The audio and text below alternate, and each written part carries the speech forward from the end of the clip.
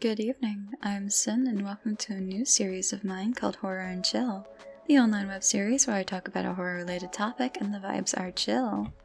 The topic of tonight is one I'm absolutely thrilled to talk about, though it would have been more fitting about 7 months ago.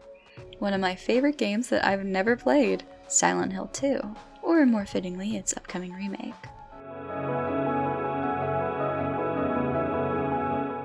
As we know, Resident Evil has been king in their rule of remaking their old games. Whether the remakes are good is subjective to many. Silent Hill started as a competitor to Resident Evil, so it's only natural that their next route would be to remake one of their own games. Though it seems to cause a little question for many people. Why Silent Hill 2? Sure, it's got a pyramid head and the actual story that's not just another cult story. Sure, it has deeper and more fascinating characters than ones that are just silly in a goofy mood. Sure, it has an outstanding original soundtrack, and I can't say much for the gameplay aside from it's a product of its time as I've never played it. Sure, it's even got the feeling of being more of an experience than just a game. But does all this really mean it should be the first in a franchise? Yes. Yes, it does. If that's all you wanted to hear from reading the title, then I've done my duty. If you'd like to hear me ramble about this game and all the things I adore about it, please, stay. I'm more than happy to share my ramblings with the world. Now, where do we begin? How about the focal point of many, many games? The music.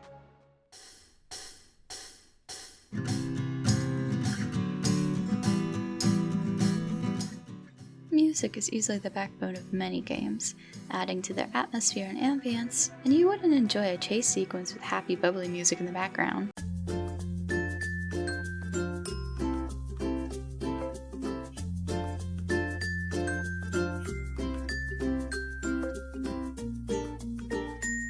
Music also does an amazing job at portraying your game's theme, even if it's only a track for a few seconds.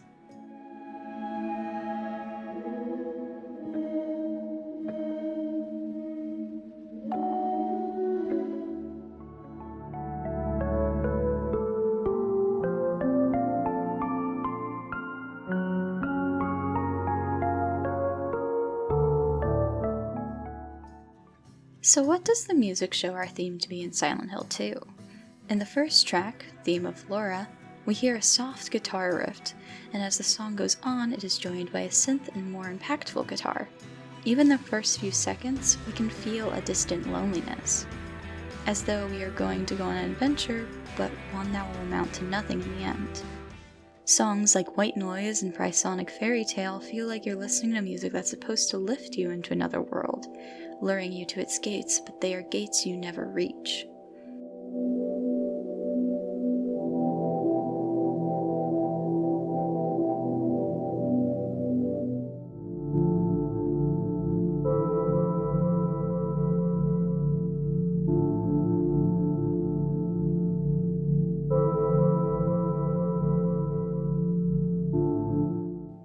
This sense of a deep unresolved sadness flows through the tracks that play during our more stagnant times.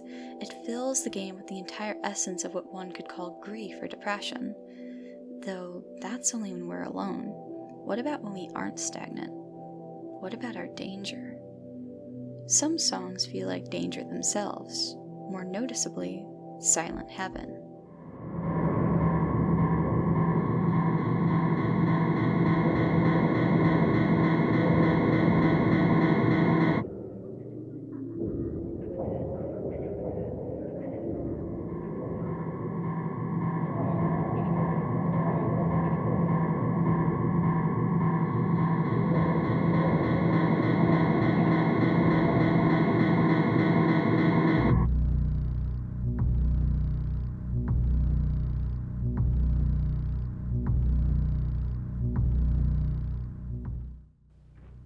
This 2-minute and 14-second long song is the only one that stands out to me as feeling like its own personal monster. The sounds of metal clangs and scraping, distorted sounds that could nearly be taken as voices in the distance, everything feels heavy in this song, but at the same time so distant. Its heavy clangs grow closer and closer, and you can feel it like you're almost free from it. Then it's got you, and there is absolutely nothing you can do. Then we have what feels like the noise of a machine forcing you to stay alive. Like clanky pistons moving up and down while their gears ache and groan, begging to stop their duty, but they continue pressing on. This entire song feels suffocating. It embodies what a horror game track would want. I, for one, admire that. The entire soundtrack is both surreal and yet completely fitting for what it's in and what it's coming from. Though we haven't spoken about my personal favorite yet. My favorite track of the entire album is Promise Reprise.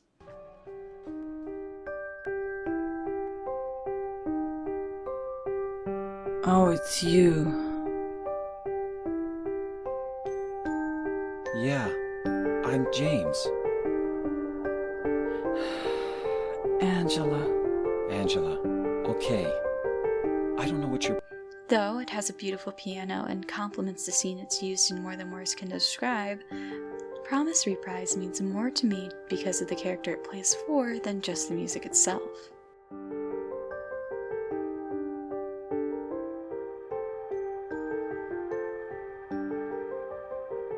One of the main things people talk about when it comes to Silent Hill 2, aside from some of its rather silly dialogue, is its characters. The characters in Silent Hill 2, while feeling gritty and full of deep mystery and secrets, fit together rather perfectly. All of them share some odd connection to one another, though most, if not all, feel like a representation in some part of our main character, James Sunderland. A man drawn to Silent Hill after receiving a note from his late wife, Mary, which, oddly enough, isn't as weird as you'd think when it comes to these games. One of them summons a weird goat demon god. That doesn't sound terrifying to me. But receiving a letter from your dead wife? That feels more grounded in reality, like it could happen. That's what makes Silent Hill 2 feel so outstanding to me. Take away the monsters and you just have these people, these mentally unstable, gaslighting, and grieving people. The game just puts them into a nightmare hellscape tailored just for them. We only follow James, who is desperately looking for Mary. He follows a monster into the town looking for her. I'm going to talk about James, but it will include some spoilers for the game's biggest plot points. I suggest skipping to here if you don't want to hear them. Okay, good. James Sunderland killed his wife. He's a murderer, yet they don't make him out as some pinnacle of evil. He's complex. He didn't do it for just one reason. He did it because he loved her, helpless to do anything else beside watching her wither and decay before him. But he also did it because he hated her, because out of all the ways to go about it, this was the only thing he could do. The only way to end her suffering and to free himself of this burden. Mary begged him to kill her, but also didn't want to die. She wanted to be told it was going to be alright. But in the end, James killed her before the disease could finally take its claim. It's why the monsters all look the way they do, vaguely humanoid, yet at the same time effeminate. The most masculine monster you encounter is Pyramid Head, the embodiment of James's guilt. James goes to Silent Hill looking for Mary, but he's truly looking for a punishment. That's why Pyramid Head exists. He is the pinnacle of what James sees as his true punishment. I was weak. That's why I needed you. Needed someone to punish me for my sins. Pyramid Head kills Maria, the last semblance that he has of the idea of Mary, before he must face what he has done. Before he must face the horrifying amalgamation of bedridden death that is Mary as his final trial. James Sunderland is a complicated man who killed his wife to save her, and to aid his own selfish desires. He's a main character I absolutely adore and hope to see more of in its upcoming remake. He loved her enough to go to the town after 3 years of knowing what he's done. So what does he find there? In town, we meet our first human. This is Angela, my favorite character in the whole game. The dialogue may not have aged like fine wine. I'm kind of lost. Lost? But it still feels so moving and real that you have to give it props from the time it was made. Angela feels like the most human person we meet in the entire game.